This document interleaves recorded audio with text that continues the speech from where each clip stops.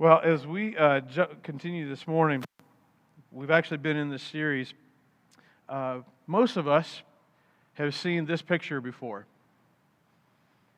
In 1993, this picture was taken by South African journalist Kevin Carter. And before going viral was a thing, this picture went globally viral during a catastrophic famine in South Sudan. And Kevin Carter ventured into the crisis. He documented the heart-crushing reality of what was happening and to give a voice to the voiceless. And somewhat ironically, on his final day, he was rushing to the airport when he came upon this child who was just trying to reach a UN food station about a half mile away. Frail, starving, lying on the ground, stalked by a vulture, and Kevin snapped this picture. And then he continued on to the airport. And with that detail, I don't have to know you to know that that little bit of information has elicited an emotion in you, a question. Anyone want to say out loud what you're wondering or feeling knowing that he snapped this picture and then left this child unattended? Disgust? Yeah. Pay attention to those emotions and feelings, and I'm going to answer that question. This picture was labeled, it was referred to as a girl. It was actually a boy. The image resulted in a global impact. It drew the world's attention to the humanitarian crisis. He won a Pulitzer Prize for this picture. Though many, as you would expect, criticized him for not doing something specifically to help this child. In other words, people saw this image, found out that he took the picture and left, and the universal feeling and the question is, why didn't you do something? Which reveals something about us. That within us, we can be very different in so many ways, but innately in us, there is a sense of right and not right. A sense of wrong, a sense of this is an injustice that needs to be made right. Where does that come from? A short time later, Kevin was being interviewed on a radio station. Someone called in and asked him what happened to the child, and he simply replied, "I didn't wait to find out after this shot, as I had a flight to catch." To which the caller replied, "Then I put it to you then that there were two vultures on that day. One had a camera." A few months later, the weight of the crisis and his decision caused Kevin to drive to a park, run a hose from the exhaust pipe into his car, and end his life. There is something in most, if not all of us, that when we see injustice, when we see suffering, it bothers us. Sometimes not enough. But most of us, many of us, have thought to ourselves, why doesn't God do something about whatever it is? You see a natural disaster, you see pandemic disease, you see genocide, you see tyranny, you see racism. Maybe someone you love has been the victim of suffering or injustice, maybe assault, maybe sexual assault, and you see or experience evil and injustice, and you're like, where is God in all of that? If there really is an all-good, all-powerful God, why doesn't an all-good, all-powerful God do something? And so that's what we're going to talk about today as we continue our series, the fundamental list, recovering the essentials of our faith.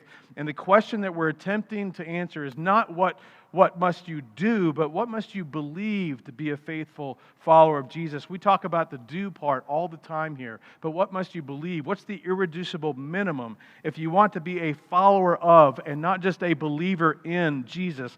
What's essential and what's not? What's peripheral? What's debatable? What's cultural? What's even maybe heretical?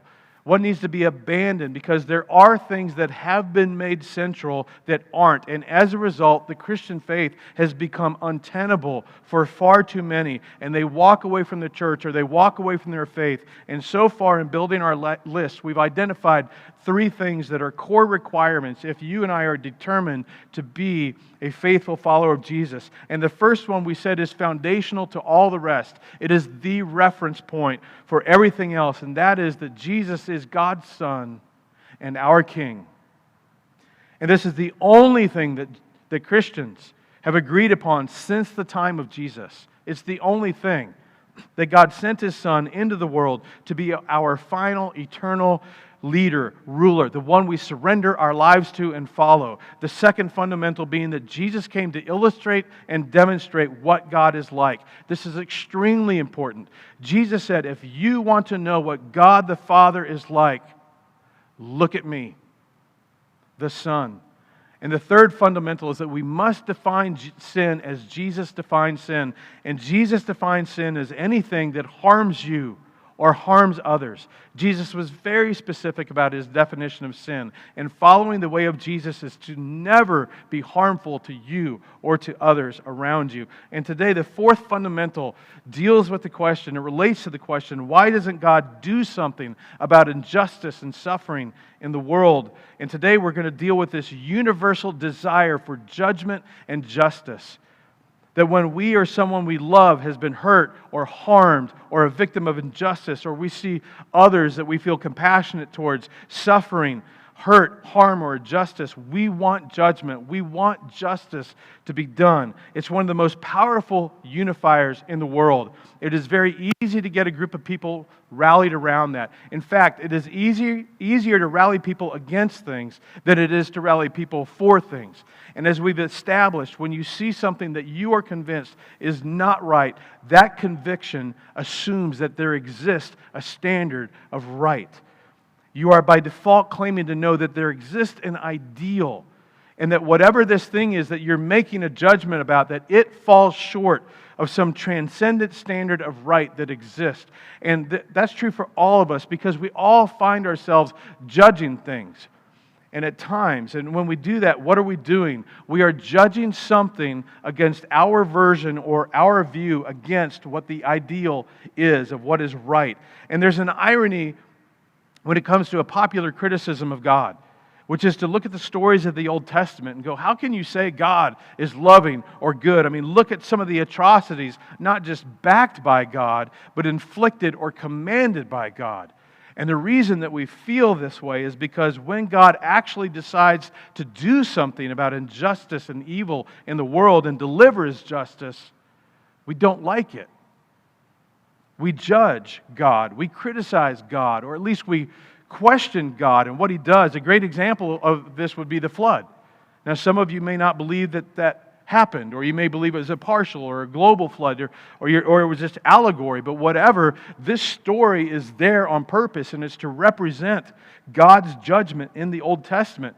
And if we're honest, to us, God's judgment seems harsh.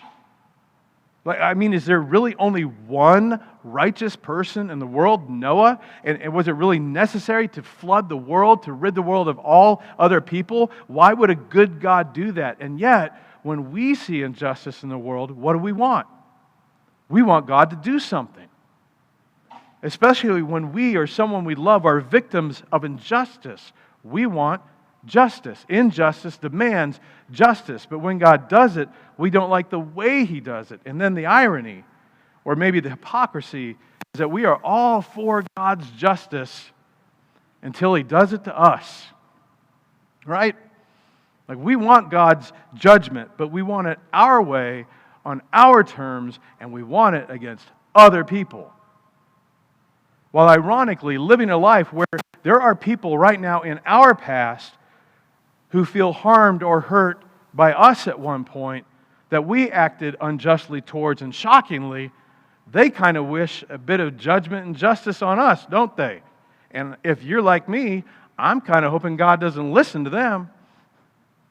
So we find ourselves stuck in the middle. We both love and we hate justice, but at the end of the day, come on, we know for the world to ever be right, justice is required. Which means that a God who is not a God of justice is not a good God. And this leads us to our fourth fundamental in what we call the Bible, this collection of amazing, inspired documents. In Genesis 4, the third story, the very beginning, is about this very thing. So if you have a Bible or Bible app you'd like to follow along, I'd love that. We'll put the verses on the wall. But to give you some quick context, Genesis chapter 1 and 2 are the accounts of creation. The first is more poetic, and the second gives more details of the creation story, though the text is far less about how God created and far more about that God created. And then Genesis chapter 3 is about this ideal existence that existed in the beginning. The serpent tempting Adam and Eve, the eating of the fruit, the cover-up, the hiding from God, the shame, the life-altering loss of the ideal existence. It documents the fall of humanity. And Adam and Eve are driven from this idyllic place God had created for them called the garden. Sin and death officially enter the world, and now things are utterly broken. And that's just 3 chapters in. And then we get to chapter 4, and we find Adam and Eve starting their family, and they have 2 children, Cain and Abel. Cain is the older one, Abel is the younger one. And the third story in the Bible begins this way. Now Abel kept flocks, and Cain worked the soil. So Abel's a shepherd, Cain is a farmer, and both are doing meaningful work by design, which, by the way, work is not a curse of the fall. It may feel that way, but it is not. In the course of time, Cain brought some of the fruits of the soil as an offering to the Lord. And then Abel also brought an offering, fat portions from some of the firstborn of his flock. So there's something innate in both of them that says they seem to know you need to make sacrifices because they're just like us. You want things to go well for you or for someone you care about. You want things to go favorably for you. We all want that. So we see Cain and Abel making sacrifices because they recognize somehow that God is present and that even though things are broken in the world, that somehow the favor of God in this broken world matters, which most of us, if not all of us, innately sense as well. And I can prove it. If you or someone you love is facing something life-threatening, what do? What do you want others to do? Pray. Like you may not even be a Christian. You may not even remember the last time you prayed. You may have never prayed. But in a struggle or a crisis, it gets hard enough. What do we want? We want God to be involved. In fact, sometimes we try to barter with God. And we promise to make what? Sacrifices. Sacrifices, if God will come through for us. It's just like, God, if you'll intervene, I promise I will start, I promise I will stop, I will never do whatever, or I'll start going to church every Sunday, I'll give more, I'll volunteer in the kids, whatever. If you come through, in other words, God, what do I need to sacrifice in order to get you to come through for me? Now with Cain and Abel, it's clear. Abel is giving his first and best.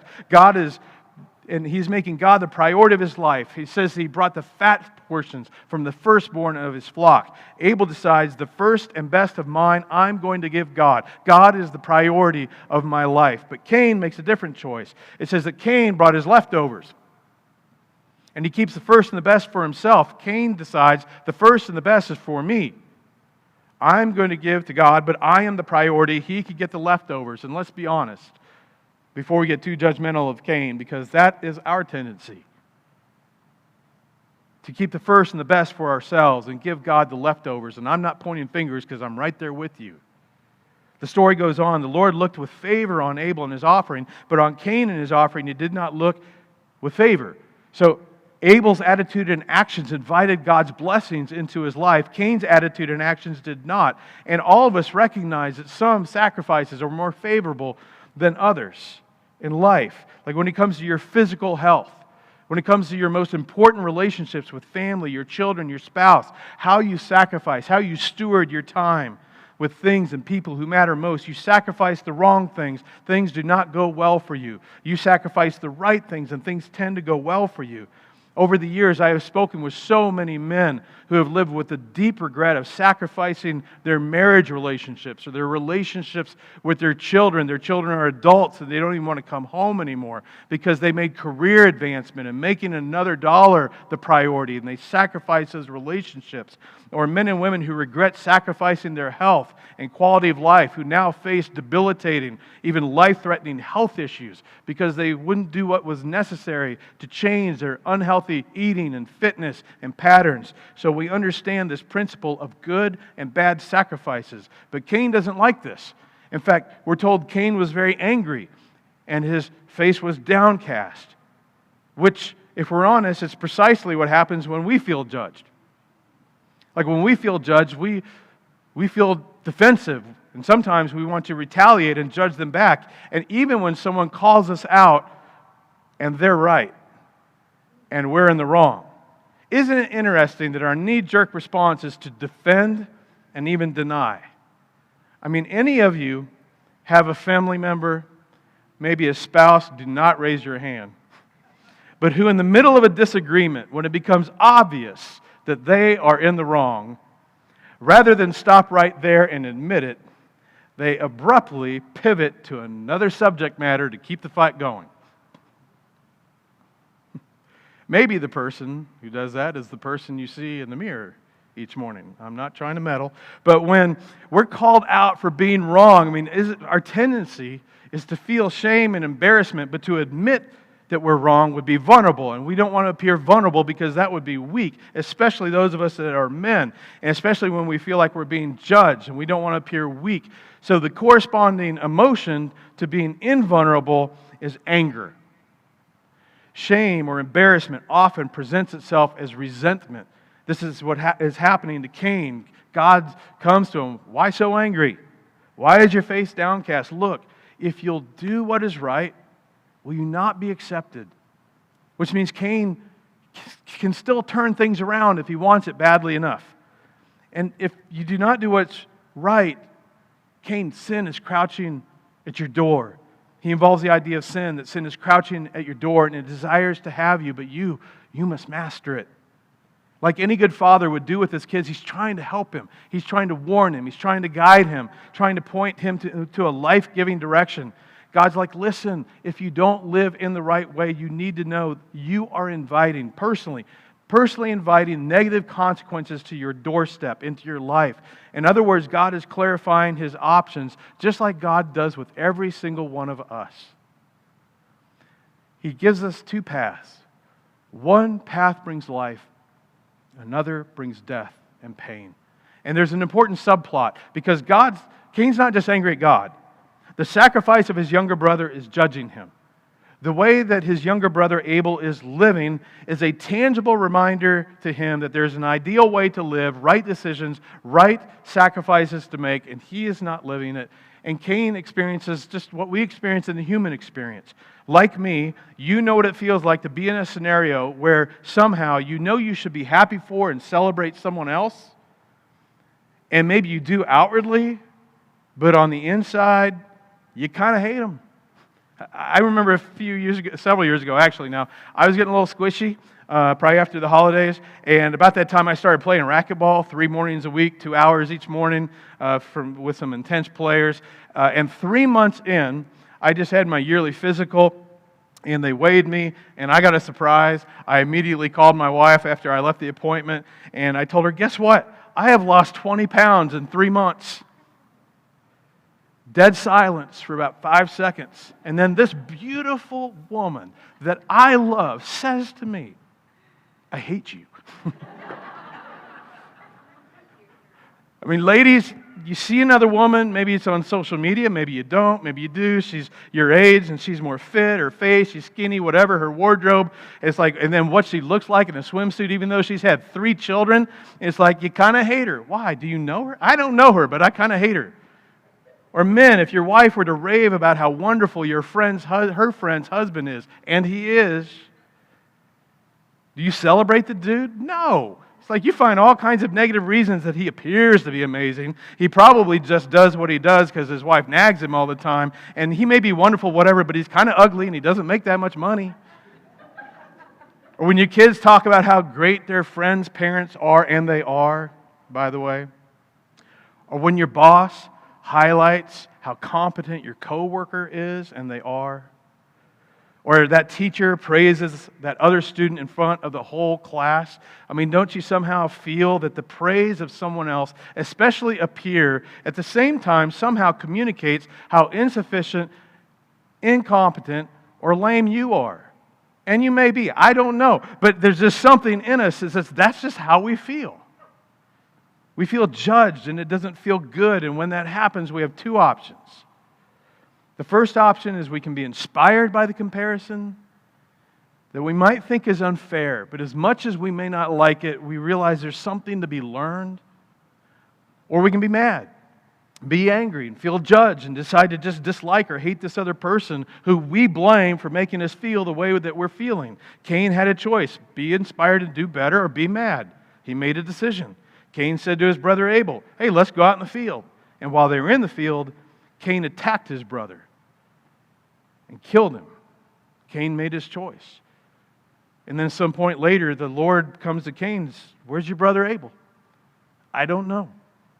He replied, am I my brother's keeper? And the Lord said to him, what have you done?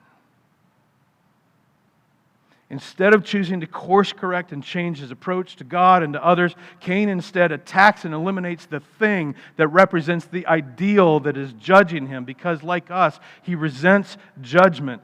And when we compare ourselves, or we perceive that someone else is comparing us to someone who is more ideal in whatever it is, that category that we're looking at, whether it's intelligence or physical features or personality or temperament, or how good of a husband or a wife they are, how good of a parent they are, or a student or employee, whatever it is. What's our nature? Our natural reaction is to try and discredit it or eliminate the judge. Why is that? Because it is easier to tear down and destroy the thing that we're being judged against than it is to pursue it or to humble ourselves and to stretch toward and prioritize the ideal, right? Now, most people don't know what happens next in this story, but the second part is extremely important to our fundamental today. God says, listen, the blood, your brother's blood, it cries out to me from the ground, which is just a haunting phrase. He says, now you're under a curse and driven from the ground, which opened its mouth to receive your brother's blood from your hand, while when you work the ground, it will no longer yield its crops for you, and you'll be a restless wanderer on the earth. Now, as haunting as that may sound, I don't think it's enough, do you? I feel like God's letting him off easy. It's like Cain is getting away with it, doesn't it? I mean, with his bare hands, he murdered his brother, clearly because of the ground receiving his blood. He murdered his brother in a violent, horrifying way, and his consequences are basically, work's going to be a grind, and you're going to have to move around a lot. That's it. Like, okay, show of hands, for bashing his head in with a stone, or beating or stabbing his younger brother to death, who thinks Cain deserves a harsher punishment than this? Just raise your hands. Just be honest. Okay, and if somebody around you didn't raise their hand, you should be suspicious of them. Okay, so Cain says to the Lord, my punishment is more than I can bear. Today you are driving me from the land. I will be hidden from your presence. I will be a restless wanderer on the earth, and whoever finds me will kill me. Maybe God's a little smarter than we give him credit for. But the Lord said to him, not so.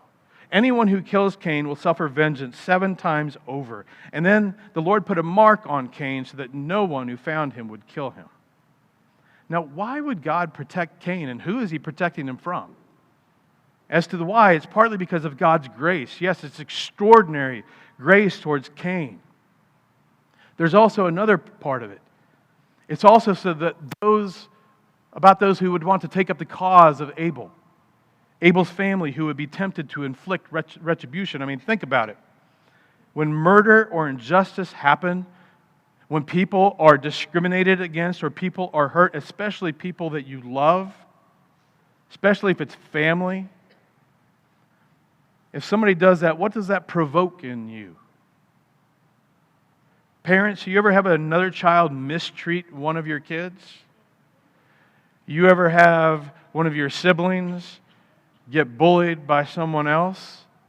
What does that provoke in us? It provokes like, I can make their life miserable, but you cannot. It provokes revenge. It causes us to want to do something, to get back, to avenge, to revenge, and avenge the people that we love.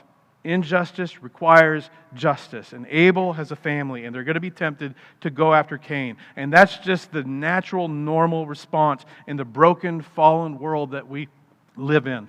And yet a society that accepts or tolerates retribution, in which anybody and everyone can just take justice into their own hands, however they define justice, it destroys people. It destroys culture. It destroys society. In fact, playing judge and taking justice into their own hands would have made Abel's family just like Cain, who decided to play judge and take justice in his own hands as he defined justice. And the role of a just judge is just too much for any one of us to bear. It's why in our society we have juries, but even in that, if you've ever had the chance to talk to someone who's been on a jury for a difficult trial like a murder or something, where you're going to significantly decide somebody's future, when you are in a position to exact justice, but you're not 100% sure what the answer is. When you talk to these people, they talk about how they wrestle and struggle and they lose sleep. Why? Because you and I weren't designed for this. You weren't designed to be a just, perfect, and final judge of anything, which is shown by the fact that we're just not good at it. I mean, think about it. Think about how many times you have prejudged or misjudged somebody or something unjustly. Once my sons got to pass the age where they could really be punished, they shared with me times when one of their brothers got punished by me or their mom for something that actually they did. They were the perpetrator. I have had the blessing of actually seeing my adult sons apologize to one another for things that they did when they were young that resulted in their brother being wrongly punished by mom or dad, which shows that even with the people that we live with day in and day out, we're just not good at being a just judge. We are too quick to judge. We judge incorrectly. We misjudge. We almost always lack a full picture, and we absolutely lack the perspective and the understanding of the God of time, space, matter, and life, right?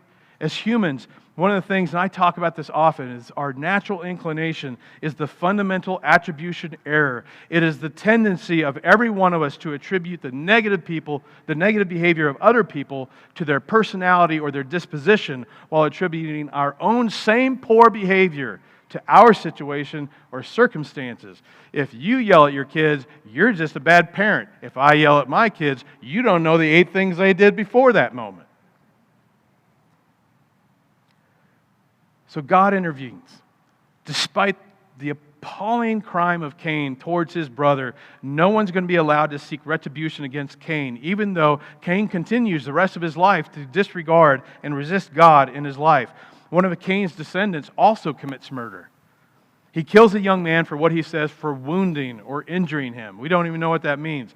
And he says, if Cain is avenged 7 times, then Lamech 77 times. And generations later, a descendant of Cain is credited with creating weapons of war. Things are just out of control and destructive in this lineage of the family. Anybody know what the next story is in the book of Genesis? The flood. So just a few chapters into the Bible, the ideal world is created. It's referred to as the garden, where God and humans are in harmony, and humans are in harmony with one another. It's described as paradise, an ideal world, the ideal world where humankind is given only one rule. And at the core of it is this rule. Core of the rule is, trust me. I am God, and I am for you. And I'm giving you only one rule, and that one rule is to protect you. It's to protect one another. It's to protect your entire existence. It's to protect the generations that are going to follow you. But like we so often do, they conclude God is not as smart as I am. In fact, it appeared to them that God was holding out on them, like sometimes we feel like God is holding out on us. So they chose to not trust God and to break the one rule. And as a result, the ideal is lost. Pain, suffering, and injustice enter the world. The world and humanity are fractured. The relationship between God and humans is fractured. Things stop going well in the world, and ever since, the world has been filled with some of the most heinous injustices and evils imaginable. And we want to know, God, why aren't you doing something about this? When are you going to do something about this? And the good news is, Jesus promised there is going to be a final judgment for this. He has promised that there will be the final judgment for every single wrong, evil, and injustice from the beginning of time, that He gets the final say. In fact, He tells us in John chapter 5, He says, "The Father judges no one, but has entrusted all judgment to the Son." Now, we don't know exactly how that's going to work. In the Gospels, Jesus gives us many parables to try and give us a picture of it. And in the book of Revelation, which, by the way, is terrifying at points, but it's true, Jesus and John, they're trying to describe heavenly and spiritual things limited with the tools of what they have, earthly and physical examples. But one thing is indisputable. Jesus promises a final judgment. The details, the sequence is not fully clear, but here is what is clear, that there will be a judgment at the end. And when this happens, that the things of the kingdom of heaven and the things of the kingdom of the enemy and his fiefdom, the things that are of hell, it will once and for all be utterly separated. And somehow, and this is the part, to be honest, it's just beyond our comprehension. But there are a lot of things in life that are currently beyond our comprehension. Just because it's beyond our comprehension doesn't make it not true. But that somehow, some point in the future, it could be 2 minutes from now, it could be decades from now. We don't know, but we are promised that somehow every single wrong, injustice, and evil, every single wrong, injustice, and evil from the very beginning of humanity to the final moment of humanity will somehow, it will all be made right. And for those who prior to that final moment put their faith and their trust in God's final eternal King Jesus, something we have all desperately longed for, even though we may not have language for it, has been promised. And in a sense, it's a return to the garden.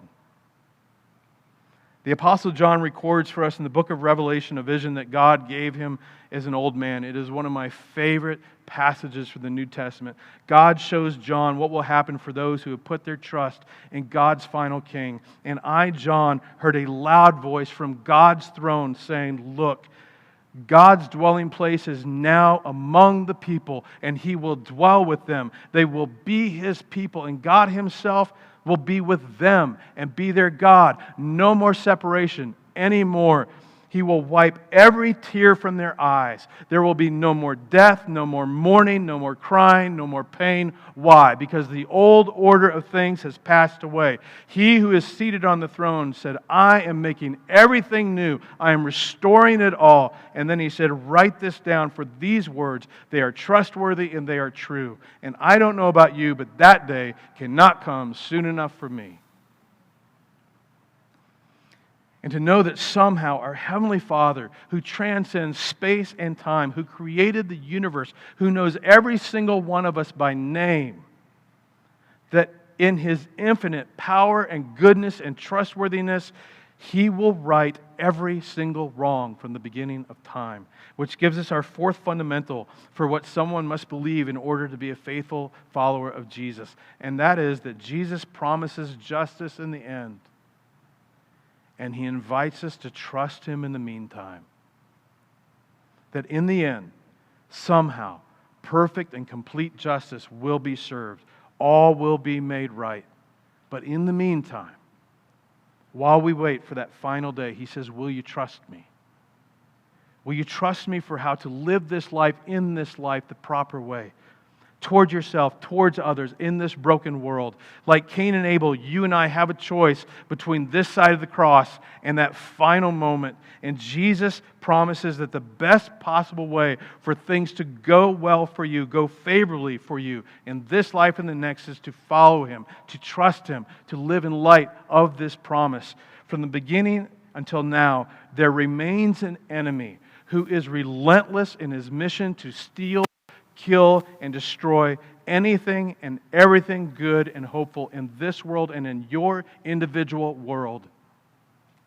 He knows he's going to lose, but as we've even seen on the human level, whether it's murder-suicide or mass murder-suicide, like just take myself out and everybody with me, the enemy, Satan, is determined to wreak as much destruction and to take as many down with him as possible before the final judgment. He remains the relentless enemy of God and of humanity, of you, the people you love, and your family. Those young ones are going to be baptized this morning. He is relentlessly trying to convince us God is not trustworthy, that we should put our trust in ourselves, to put ourselves first in every situation. He is tempting us to not trust Christ in the way that we live, the way Jesus has asked and commanded us to live. He is tempting us every day to trust in our own ability to handle our lives. But Jesus is asking you and calling me and you to trust Him, to live our lives the way He has called us to live, so that we invite the favor of heaven down into our lives, rather than bring hell up into our lives from the choices that we ourselves make. Many of us have experienced bringing hellish circumstances into our own lives from decisions that we made. Words we chose to speak, actions we chose to act out on, the selfish appetites and desires we gave into. But Jesus calls us to trust Him.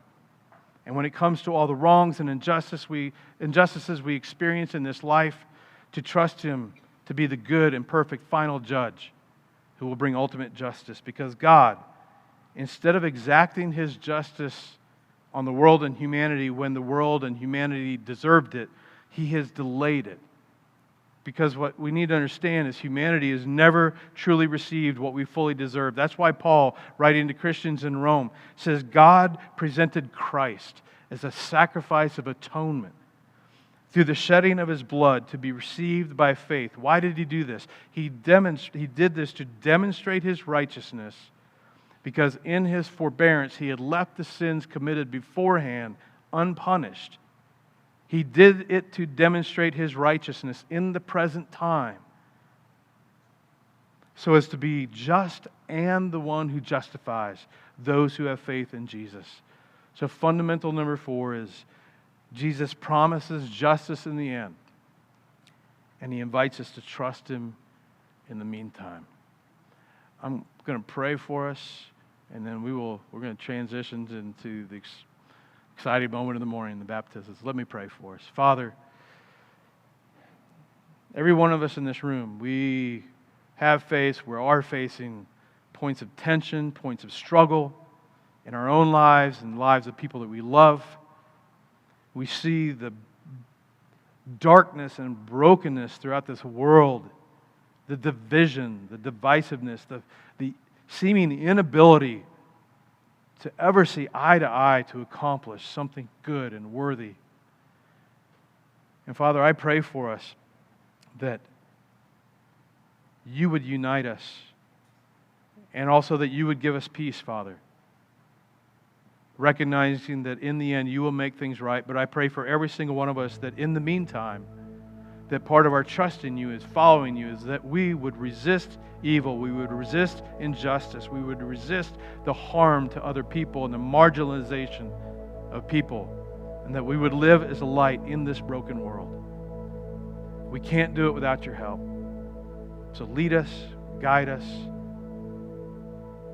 and give us the peace that we need to trust You in the meantime. I pray all this in the name of Jesus. Amen.